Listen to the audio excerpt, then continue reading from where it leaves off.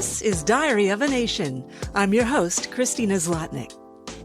My podcast explores the human experience. I put out a call on social media for pet stories. Some of the stories I got back are funny. Some are sad. Others aren't appropriate for children. Some are narrated by the pet owners themselves. Others by me. Because I'm the boss of this podcast, my story goes first. I remember a lot of things, like the rotary phone, my birth date, life before the microwave oven, the 8-track tape deck that blared country music in my dad's Ford pickup truck, and the thrill of the 1-cent gumball machine that broke one day and spilled its contents into my child-sized white patent leather purse as we entered the Sears department store at 21st and Yale in Tulsa, Oklahoma. I had learned to tie my shoes just 30 minutes earlier. It was a good day. But I don't remember life without a dog. First, there was Fred, the dachshund. My mother is German, and dachshunds are German. That's probably why we got one in the first place. Dachshund means badger dog in English. My brother decided to call him Fred. God invented dachshunds. He trained them to be landlords, to dig into badger dens and evict them. The Guinness Book of World Records says honey badgers are the most fearless animals in all of the animal kingdom. Surely you've seen that honey badger video on YouTube. It has 97 million views. But kicking badgers out of dens had been bred out of my dachshund by the time we got one back in the 1970s. There's zero way in hell that Fred would have put himself in harm's way entangled with a badger. He was typically only good for knocking over the kitchen trash, digging out the food scraps, and hiding out in the living room under the skirt of our upholstered club chair, polishing off whatever we wasted at dinner time. As a kid, my brother was a very picky eater, so he relied on access to Fred, lying in wait on the carpeted kitchen floor. Wall-to-wall kitchen carpet. Yes, we're now in the 1980s. Try to keep up. Nightly reminders of starving kids in far-flung countries never fazed my brother. Or my dog. I used to share my popsicles with Freddie while we lounged by our swimming pool in the summer. 1 lick for you, 2 licks for me. Repeat. Def Leppard's Pyromania album playing on the stereo and drifting through the open window. The guy who produced that album is a strict vegetarian named Mutt. Freddie would constantly remind me how he found that bit of trivia charming. But Freddie's life would come to an early end. My brother and I were in Germany for the summer, living with my grandparents. My parents back home were building a new home in the suburb of Owasso. Owassa, if you say it like a local. One day, the construction workers had forgotten Fred was there, outside too long in the brutal Oklahoma heat. I think he died of heat stroke. In between Fred 1 and the dog we have today, my other childhood dog was Fred 2, also a dachshund. He was just as ornery as his namesake. He had a good long life, and eventually died peacefully at home with my mother by his side. As an adult, I had a beagle, then a red-bone coonhound, then a black poodle, then 2 greyhound rescues, complete with ear tattoos, impressive racing histories, and real people names, Bill and Thomas.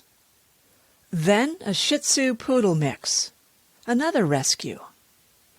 Then Cooper, the puppy we have today. We wanted another rescue dog instead of a puppy, but once the pandemic set in, the pickings were slimmer than a dive bar at last call. If Cooper had a Tinder profile, it would read, "I'm a rowdy poodle. I'm ready to make puppies, and I'll be an adult in a month. I was named after Cooper Tires. They sponsor professional bull riding events that I watch on TV. I have an underbite. No, I refuse to spend thousands of dollars on braces just so you won't be embarrassed by my offset smile on family Christmas cards. You do know I'm Jewish, right? I have red fur and a fox-like tail. I'm attracted to fellow redheads. I play words with friends. The best scoring word I ever played was tweezing for 176 points. I'm a nudist. I'm authentic like that. When I'm on my back, I'm vulnerable. I stand 1 foot tall and weigh 11 pounds. I'm even taller on 2 legs. My breath smells like a grass-fed bully stick named Angus. Married Purina Pro Plan. When I stick out my tongue, take that to mean I'm hot. Like 150-degree asphalt hot on 4 paws. Like, cut my curly fur for me, and I'll pay you with a puppuccino hot. I'm not big on personal hygiene when it's forced on me. By the time my hairdresser is done with my fur, I usually come out looking like I narrowly dodged death from the grip of a honey badger. I'll never look like one of those frou-frou poodles you see on TikTok. On command, I sit, go down, roll over, fetch, and come. I run, walk, and play ball. Sorry, I thought the Jehovah's Witnesses were here again.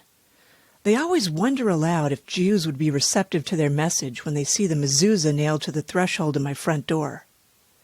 I never let them in, but I do eavesdrop. I started hiking in the White Mountains this summer. My goal is to hike all of the 48 New Hampshire mountains, which are at least 4,000 feet.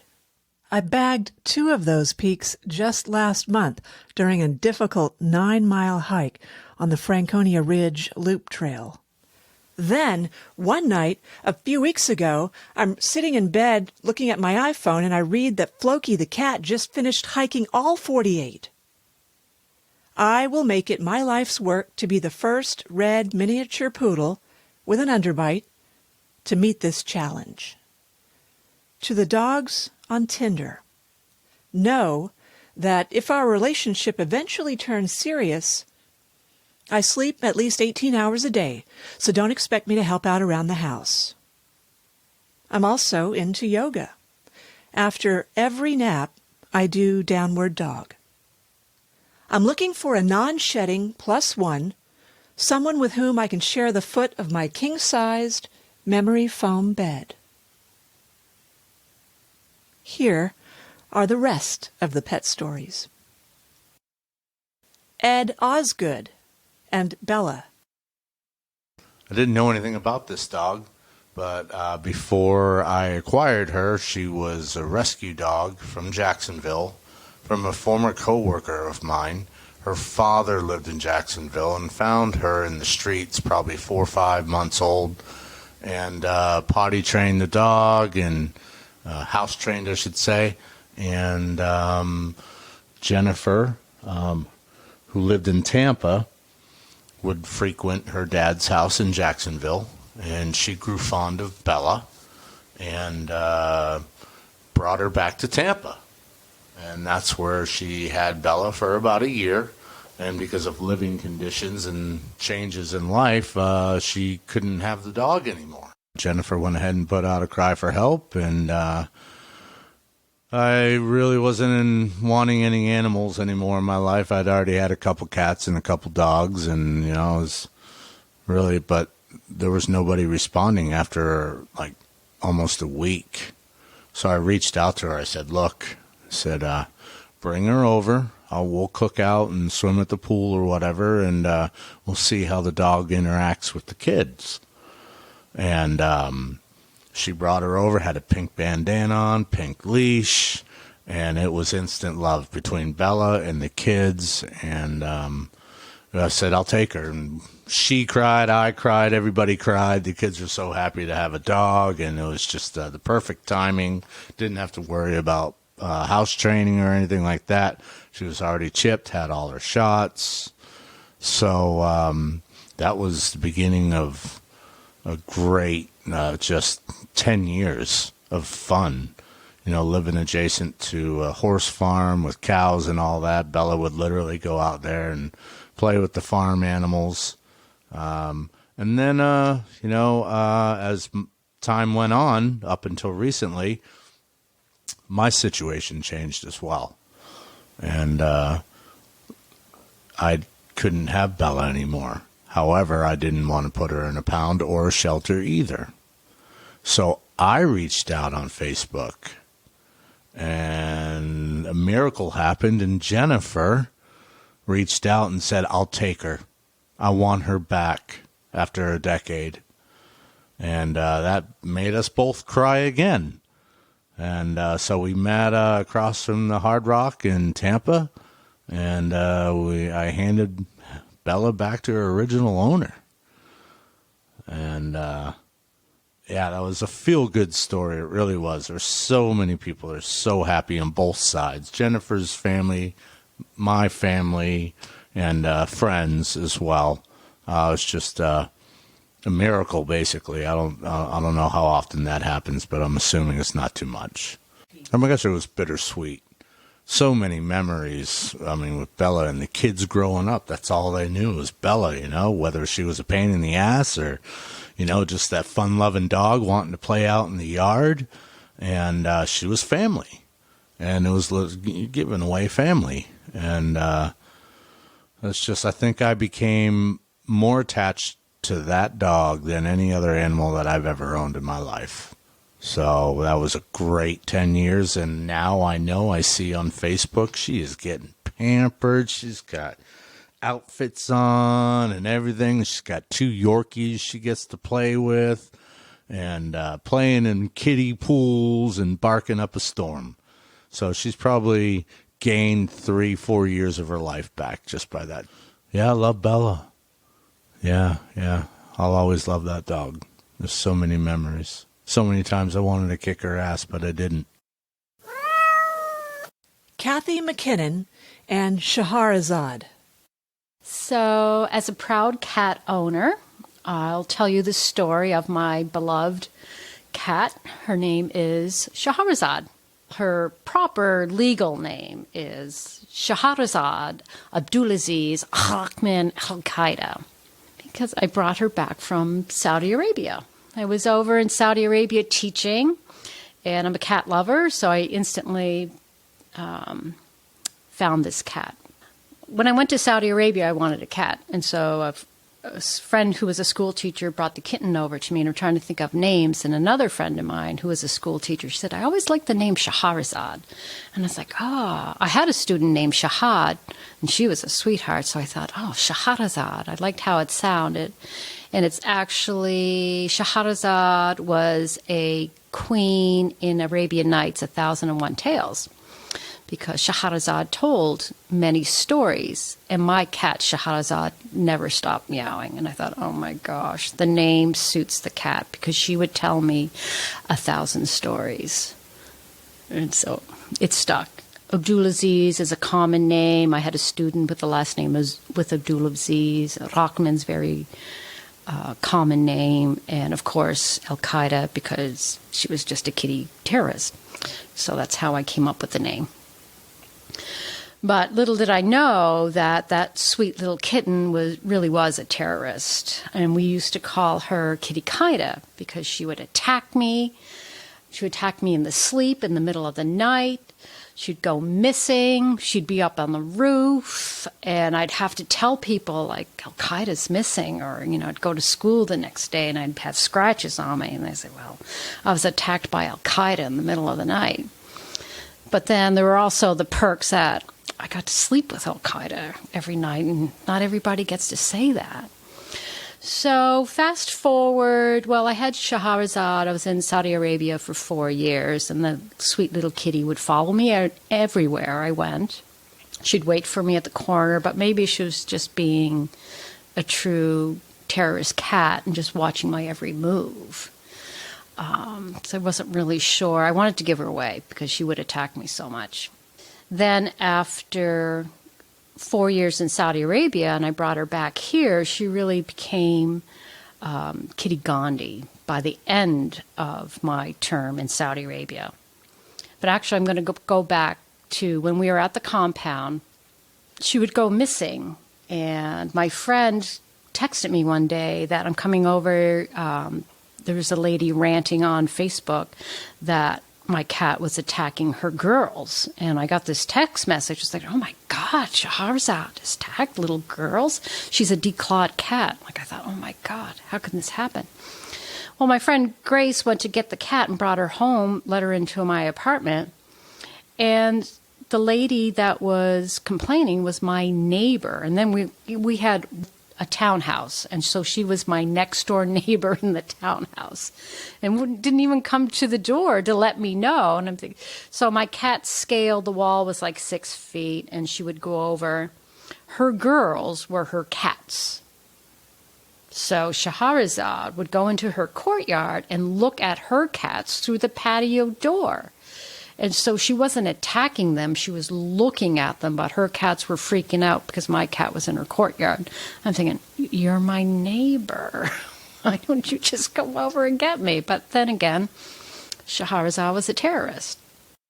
So now that we came back to New Hampshire, I'd let her out because she's an outdoor cat, and she has her little collar on and whatnot. But she would like to introduce herself to all the neighbors. Well, that was fine, except for one. My dear, sweet Shahrazad was bothering this lady's cat as well. And so there was a thing on Facebook about it, and I called her immediately because I was really bothered by it. And we kind of worked things out and said, oh my gosh, we're both cat owners. I'll do anything I can to keep her away from your cat. But things started to escalate, that it was just nothing I could do was going to be the right solution. And I finally met the lady live, and we hugged and we kind of brushed things over. He said, if there's a problem, just let me know. Well, about a year and a half later, I get a knock on the door, and a police officer was at my door. Confirmed my name, and I said, yes. Do you own a cat? And I said, yes. And well, I got a complaint about your cat bothering your neighbor's cats, and I guess this has been an ongoing issue. And I said, well, no, I haven't heard from them in a year and a half, so I thought everything was fine. And he said, well, I know there's no laws about cats, but can you please try to keep your cat contained? I said, well, she's an outdoor cat, and she will be an outdoor cat. But anyway, that was the first time that I ever had a police officer come to my house because my cat was bothering. And I did want to say, well, she is from Saudi Arabia, and her English isn't that good. However, I thought maybe I shouldn't say that to the cop. But since then, because I do have a little yoga business, and she loves going to the yoga studio, and she really is kind of Kitty Gandhi now. She doesn't attack as much as she used to, and she high fives. She goes by many names. Of course, Shahrazad. My grandkids call her Cranky Pants. My son calls her Bucket. My friend calls her Al. But any sensible terrorist cat should have other aliases. And she's a sweetheart. She's 10 years old. And I think all the terrorist moments are gone. It's all but good things now. Raccoon scat. I had a pet raccoon, what me and my girlfriend thought would be a great pet. Found it outside on the porch, tiny enough to fit in your palm, and it couldn't even see yet. We let it stay in our room. It shat everywhere you could possibly think of. It shat on the counters, floors, carpets, everything. We started to regret taking it in, but couldn't stomach just throwing it outside and hoping for the best. So we kept it. Well, then it shat inside our brand new MacBook Pro. Inside it. No shit anywhere besides under the keys in the motherboard. We were speechless. It wasn't until we went to bed one night and I woke up in the middle of the night. Something smelled awful. Already knowing he had shat somewhere, I get up, look around, and as I turn on the light, there's shit smeared down the wall and down the backboard of the bed and smeared all over my girlfriend's face. We only had that raccoon inside for a year. Then we let it live outside. It usually came and went and would randomly come back inside. But one day, it never came back. Callie in the kitchen. Several years ago, my husband was home alone with our little dog, Callie. He hadn't heard any noise out of her in a while, so he went from room to room looking for her. As he approached the kitchen, he heard her in there and figured out she was in the garbage. He quietly walked to the doorway and saw her pawing through the garbage, totally oblivious to him standing behind her. He said, "Callie," and she instantly pooped. Right there. No time for squatting. He just scared her so badly that she pooped. So, yeah, he literally scared the shit out of her. Indy Ball. My dog Indy only had one testicle which had descended.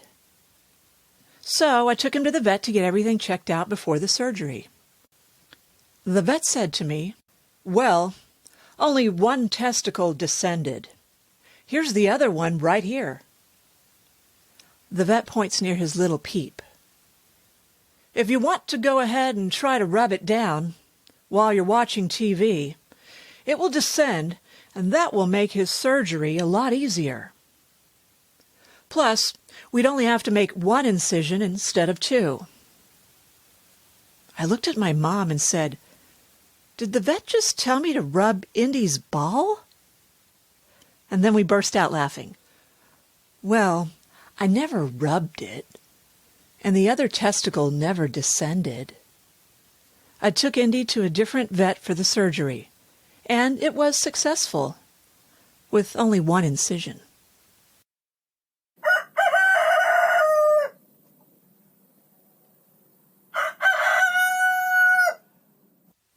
Molly Jennings and Jack Frost. Jack Frost was my footless rooster. In 2017, he lost both of his feet to frostbite. He fought for months to survive through the odds. He survived and even thrived. Once his stumps healed, he willingly allowed me to teach him how to walk again. And within a few months, he was fully able to walk and fly on his own, in his own unique way. He would sit on the couch or the living room floor, cuddled up on a fuzzy blanket with the dogs, while we watched TV, and when he insisted on seeing me, he would fly into my lap from the floor if I didn't get up fast enough, and crow as loud as he could. This was always followed by a happy cluck. He eventually moved outside into his new home with his own flock. He lived to raise chicks that weren't his own. He allowed them to jump all over him and nuzzle into his feathers without much fuss. And when I suddenly brought home a blind hen, he willingly taught her love, even though she would attack him out of fear. Until the end, he loved her, even though Rose sadly lived with us for only a year. He would stand up for his flock and protect them with a fierce crow and strut. He loved to go on walks and squawk at any squirrel and bird he saw, warning me of danger. He taught me how to slow down and bask in the sun with him in the summer. We could have slept outside for hours together if we could. He also allowed me to spread awareness about frostbite in livestock and how amazing roosters can be, and how disabled livestock are life-changing animals because of their amazing resilience. We were fortunate to have worked with a young girl and a whole team of people all the way across the world in Australia to craft 3D printed feet, which led us to be on dozens of news stations and magazines and on many social media platforms across the country and across the world. I've met some of my closest friends because of him. He helped me make it through high school when I had trouble in school and making friendships and being bullied, and part of that was because of him, because we were different. I was known as the person with the footless rooster.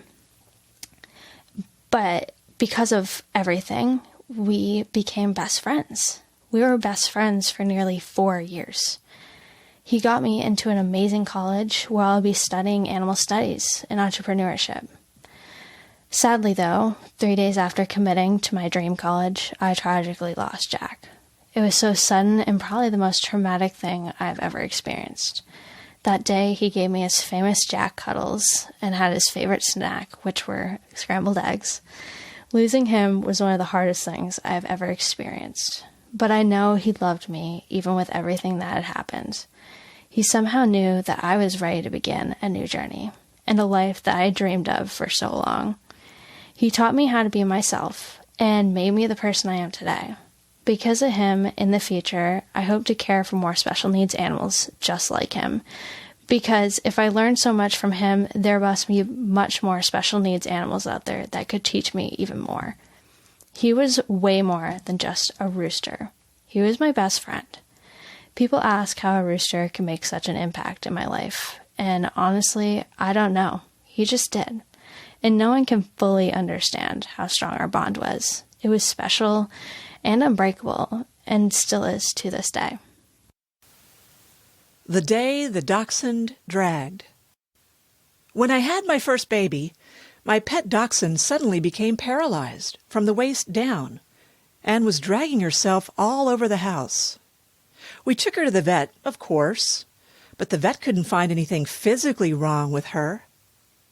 The vet said it was most likely a psychological issue, and the dog was mentally reacting very poorly to the new human baby in the house. The paralysis was either a clever gambit on the dog's part to get our attention away from the baby, or it was real but purely psychologically induced and wouldn't require surgery. We ended up curing this paralysis by letting the dog stay with other family members for a week. After not seeing us and the baby for a few days, our dog got over her mental issues and started walking normally again. Feral friends. While I was hunting rabbit, I found my first German shepherd, a pup, in the middle of the countryside, starving and half frozen. I brought her home in my game pouch and slowly defrosted her. She made a full recovery and lived a long life. My first cat was a stowaway on a company vehicle. The field technician had a kitten that was living on top of the fuel tank of his Chevy Silverado. When he would park it in his garage for the night, the kitten would hop down and tear into his dog food bags. Any time he tried to catch the kitten, it would jump back under the truck and he couldn't get it out. I had him bring the truck into the service bay, grab a box and some welding gloves, and coax the kitten out. Chillest cat I ever had, which made sense, as he'd been riding a vehicle that routinely went off-road and frequently did 80 miles an hour in the oil fields. Carrie Cariello and Wolfie. My name is Carrie Cariello, and I have 5 kiddos, and my second son, Jack, is diagnosed with autism. He's 17 now, but from the time he was about 2 years old, Jack was terrified of dogs. terrified to the point where I was worried he would run in front of the car to get away from one if we saw one on the street. Or actually, his physical reaction was so strong. I worried, I know it's ridiculous, but I worried he would like have a stroke, right? So when he was, let me think, when he was about 9, we went to this water park up north. We'd been there before, and then we always stayed at the same hotel afterwards. And we walked into the hotel. My husband, Joe, was getting all the bags out, and so I had all 5 kids. And in the center of the lobby was a dog, a man and his dog. And the kids got really crazy, like, Mom, Jack, there's this dog. And I said, all right, let's just slow everything down and see how it goes. Because Jack wasn't at like a level 15 yet. He was probably at an 8 of nervousness.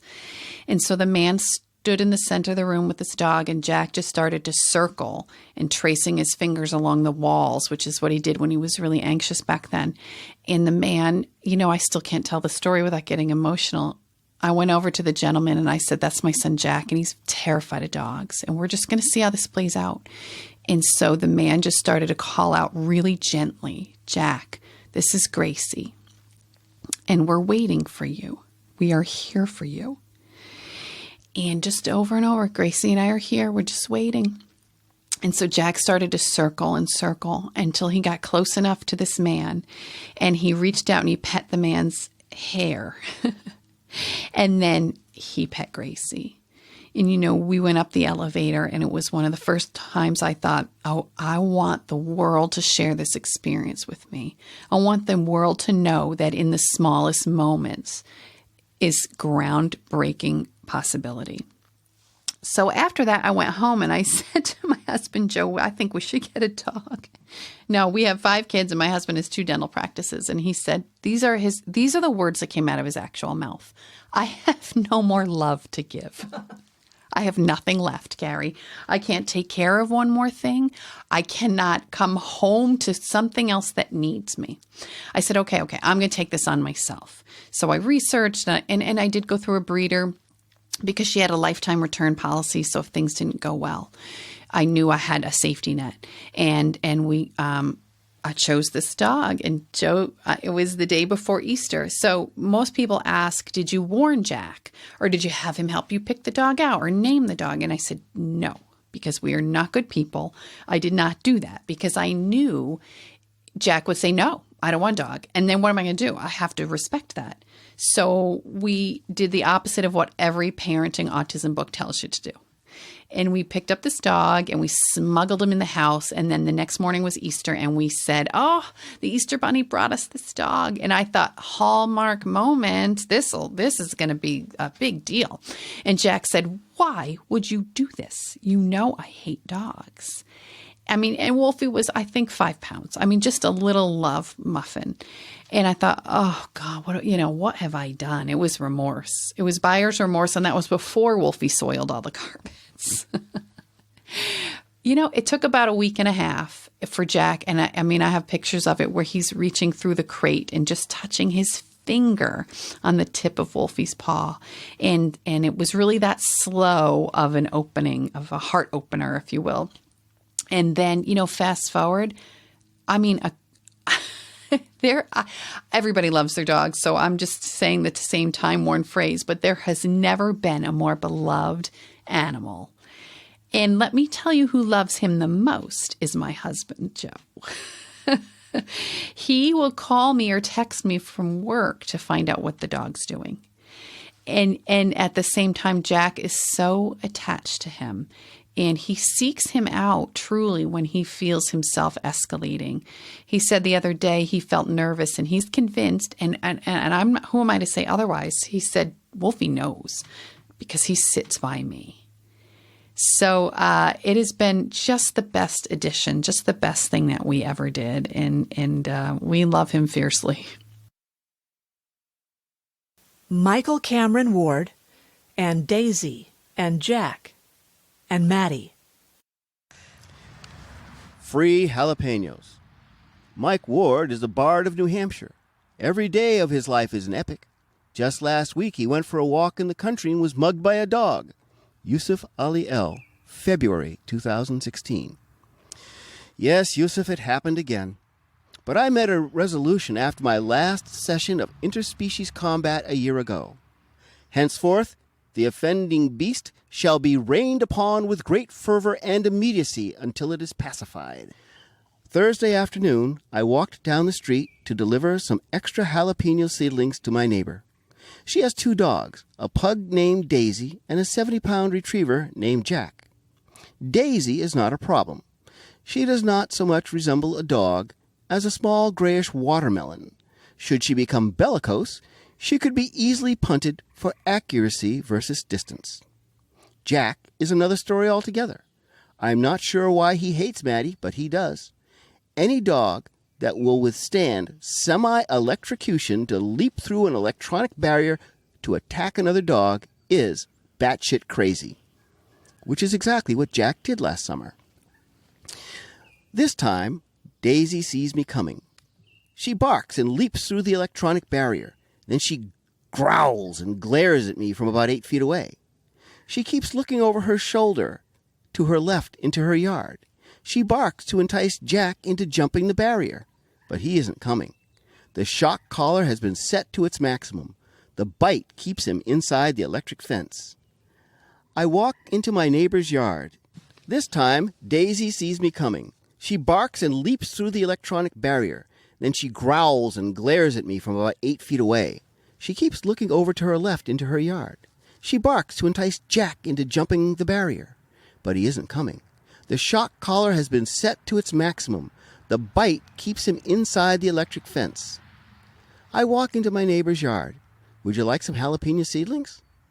Even though I left Maddie at home, Jack was having none of it. No, Maddie, no problem. He's black, you're black, one's as good as the other. He roared, charged, and leapt, twisting when he reached chest level, trying to take a chunk out of my arm. The hell you say? I dropped the tray of seedlings, some of them spilled out on the ground. I sent a right jab at his head and throat area. Then I clenched my fist, crouched, and advanced on him. You want me? He growled, backed up, made a few feints. I chased his ass around the yard. I stopped after realizing that if I caught and killed him, my neighbor might not want the jalapenos. I thought, I've got to get rid of these goddamn plants. I was merciful. Thus, the canine was spared. My neighbor yelled at Jack and finally calmed him down. Would you like a 6-pack of jalapeno seedlings, I asked. Her eyes were the size of dinner plates. I'll take the 6 on the ground. Renee Griffin and Carter. Soft footsteps pad down the hall. Have you seen Fluffy? A child's soft voice inquires. Have you checked Carter's crate? Fluffy began life as a fluffy stuffed lion, but frequent baths and a desire to smell a candle left Fluffy bedraggled and odd-smelling. Neither Xander, our son, nor Carter, our dog, seemed to mind. Most evenings included a search for Fluffy at bedtime, and most nights he could be found in Carter's crate. In fact, I often wondered to whom that smelly stuffed animal really belonged. It was not uncommon to see Carter with a limp, maneless lion hanging from either side of his long muzzle, each whiskered cheek draped across the worn synthetic, dryer-frizzled hide of a child's toy lion. Carter would hide Fluffy in his crate, carry Fluffy off to a comfy dog bed nestled in the living room, or just proudly sit with Fluffy dangling from his mouth. When Xander was young, Carter could find Fluffy in Xander's company. As Xander grew older, Carter learned he could find Fluffy in Xander's bed, tucked in amongst the linens. Even as the soft, tiny footsteps became the loud, awkward slaps of a preteen boy, the occasional search for Fluffy occurred. Years later, Fluffy still lurks in the recesses of my son's room. Carter no longer has the energy to search him out.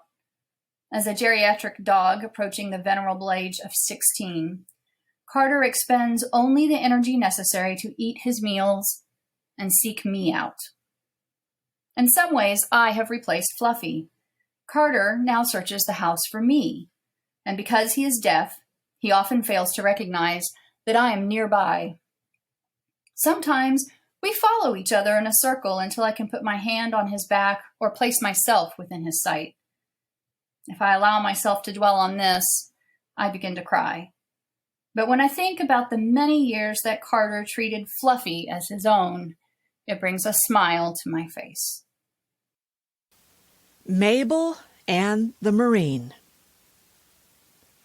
I co-own my Basset Hound Beagle mix, Mabel, with my uncle, who has since passed away due to cancer. Mabel is still alive and is now 17 years old. I have a million stories, but this one always sticks out in my mind. My uncle was an alcoholic, Marine POW who served in Vietnam. He had severe PTSD and almost never slept. He would drive to his local bar, 2 miles away, driving 5 miles an hour, shit-faced drunk. He was the slowest driver, even sober, but when he would drink, he would drive even slower. He had 8 DUIs in his lifetime. The last DUI sent him to prison. He was driving home from the bar when a cop tried to pull him over. My uncle, being the drunk, stubborn man that he was, refused to pull over and eventually led the cops on an hour-long, slow-speed chase. I'm talking 8 cop cars and a helicopter for an old man driving 5 to 10 miles an hour with his Basset Hound. The cops finally swerved him off to the side of the road. My uncle tried to run, but they got him. My uncle kept yelling, "Run, Mabel! Run!" Mabel does this zoomy thing where she teases you, but you cannot catch her. She had 8 cops chasing her through the cars. She got away from the police and ran to her veterinarian, 14 miles away. That's where they called my mom, who went and picked her up. It's almost like Mabel had some warrants out for her own arrest, and she knew if she got caught, she'd be locked up with her daddy. Frodo's slave. I'm a dog person. My stepdaughter moved up from Alabama, smuggled her cat on the plane, and then tried to hide it from me at the airport. A few years later, she moved back to Florida for college and left us with the cat, who, for some weird reason, has grown on us. The cat is now 18. When she's out of sorts, the world stops, and we take her to the emergency room, anytime, day or night, hell or high water. Just the thought of its old age and the inevitable eventually happening brings tears to the eyes of this lifelong dog guy. Billy Best and Moon and Pete.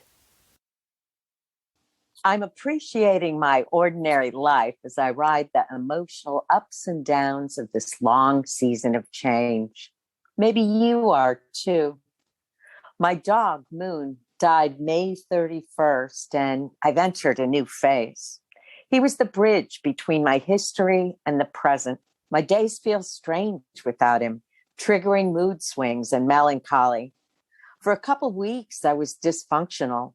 My treadmill slipped off track and collided. Daily chores, homemaking, and domestic partnering stumbled into my ritual of writing and released a torrent of resentment. I know from past experience that this is grief. I had a slow, quiet meltdown. Now I'm in transition and I'm okay, bearing witness to the ordinariness of it all. In our house, the new normal is to think about the worst that could happen and make ready for it. We're not pessimists, we're realists. Realists who just want to have fun. The puppy was something we talked about for months. After Moon was gone, when the right dog popped up in the classified listings, we jumped. He's a standard poodle, just 11 weeks old, part lamb chop, part Satan. His name is Pete, Mr. Pete, Pistol Pete, Petey Pie, Sweetie Petey, Pedro, Pierre, and in moments of human indignation, Peter Joseph, the puppy from hell. If there's a kernel of wisdom in the puppy experience, it's that happiness is both essential and irrational. You don't have to wait for conditions to be perfect to be happy. A puppy is genuinely happy in divine delirium for no good reason every day. Gardening with a puppy is tricky. His inclination to dig and chew isn't always useful. And writing with a puppy is nearly impossible. Putting my patience to the test as the evil creature beneath my desk pulls on my shoelaces. I have holes in my clothes and scars from the puncture wounds of those mini canines. Occasionally, I release a barrage of foul language. Fortunately, Pete will not pick up the F word and embarrass me by repeating it. You might think it crazy for two people in the latter half of their 60s to get a puppy, but I would say Pete is like a Peloton. He's a fuzzy exercise machine that keeps us social, goal-oriented, and connects us with community. Right now, the goal is to keep him from snacking on dead things buried in the grass. When Gandhi said, "Be the change you seek," I'm pretty sure he was talking about getting a puppy. Pete necessitates living simply, a focus on the basics and mastery of the ordinary.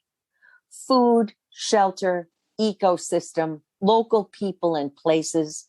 Our parenting skills are in full bloom, and I'm channeling Donna Reed, minus the pearls and petticoats.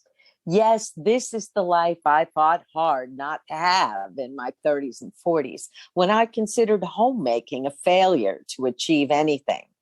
Now, my goal is to make home a sanctuary. I know home is a thing right now. I'm right on trend with pandemic nesting and climate change cocooning. For all of us, the future, maybe as early as tomorrow, has become wildly unpredictable, and the threats are many. Biological safety, weather, fire, drought, rising prices, supply chain disruptions, social unrest, public health. It's a lot to cope with. Maybe that's why this little dog is such a bundle of joy. His puppy love manifests divine happiness for no good reason every day. When the students are ready, the teacher arrives. Sarah Philbrick and Lizzie. This is the story of Lizzie, the petite yellow lab we adopted from a breeder when she was 2.5 years old. Our son had just turned 2, and we decided that it was time to get another dog. The breeder said Lizzie didn't appear to be the mothering type. They also said she only had 2 puppies who were very large. Since they were so large, she had a hard time delivering them. They were both stillborn, so they were not going to breed her again. That gave me pause and always stayed in the back of my mind. It didn't make sense.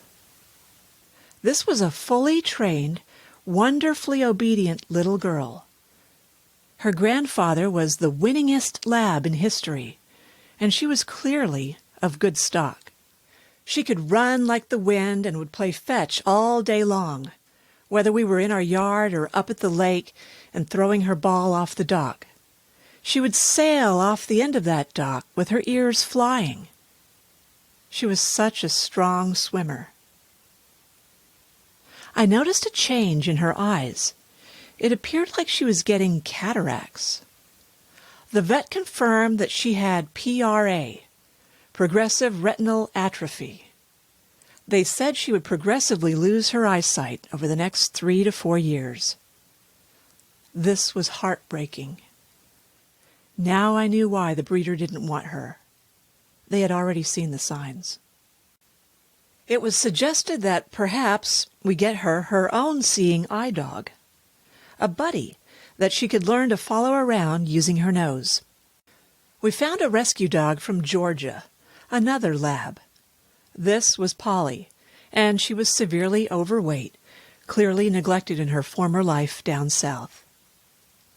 Lizzie was a bit scared of some of the dominance portrayed by Polly, but we wanted to give it a go, and we felt like Polly probably needed us as much as we needed her. A few weeks into this new family dynamic, and we were coming back from a walk in the woods.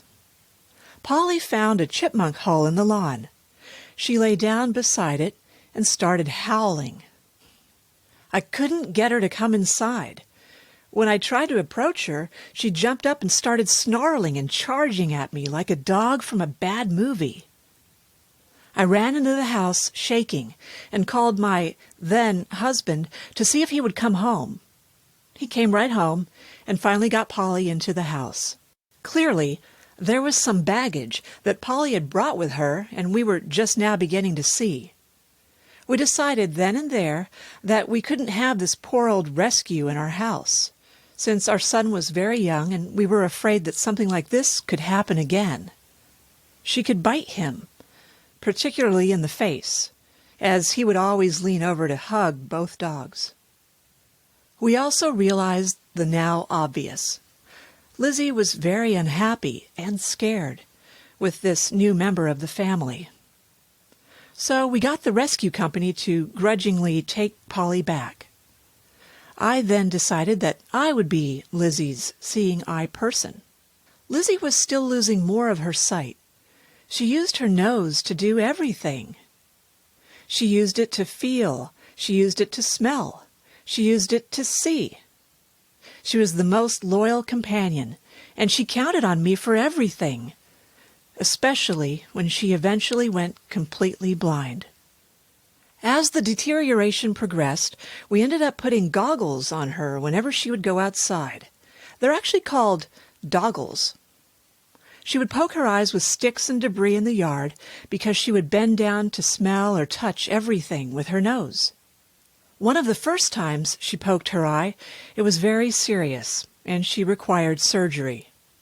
Specialized, expensive surgery, with yet another canine ophthalmologist. The surgery was complicated, and she ended up with a contact lens over her surgical site on her cornea and her eyelid stitched half shut so the sight would heal. She injured her eyes on sticks on other occasions, too. The injuries proved not to be as serious as the first time, and the vets were able to come up with a solution for what they called non-healing ulcers. They would take a sample of her blood and spin it in a centrifuge. After 20 spins or so, they produced a serum with their own blood, which they put in a dropper bottle for me to take home. It was this serum that I would drop onto her injured eye to heal the ulcer. Amazingly, it worked. She was so patient and so good. She never growled. She never bit. She never barked. She never really did anything wrong in all the years that we had her. I always said that I could leave a steak on the kitchen counter and go to work for the day, and she would never try to get it. She never went into the trash. She never chewed any of our belongings. When she was about to turn 14, I had been treating her for cracked elbows, which dogs can get from lying down a lot. By this time, she was arthritic. I had to bring her outside and slowly help her down each step, one at a time, because she had such a hard time navigating them. She just rolled with everything. We were treating her for these elbow sores that didn't seem to heal. But after a while, the vet determined that what she had was something much more sinister. They thought it was an actual drain from something going on inside her body, and they thought it was probably cancer. She panted all the time, whether from anxiety of not being able to see or pain.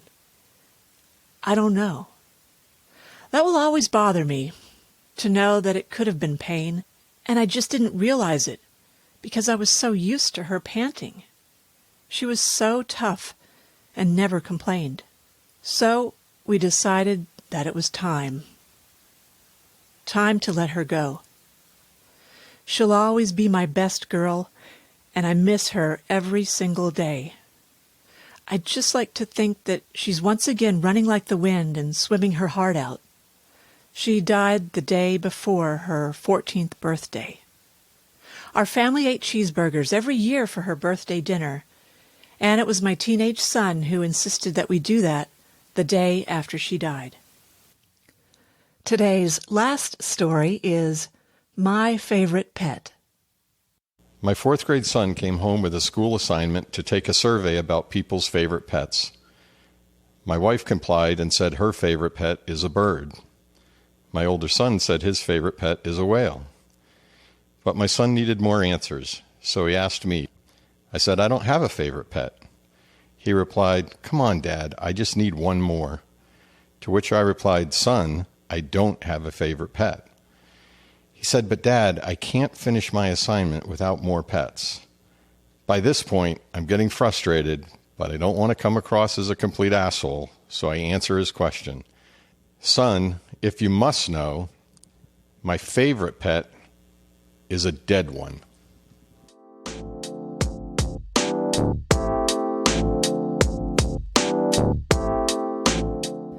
Do you have a compelling story? Or do you know someone I should interview?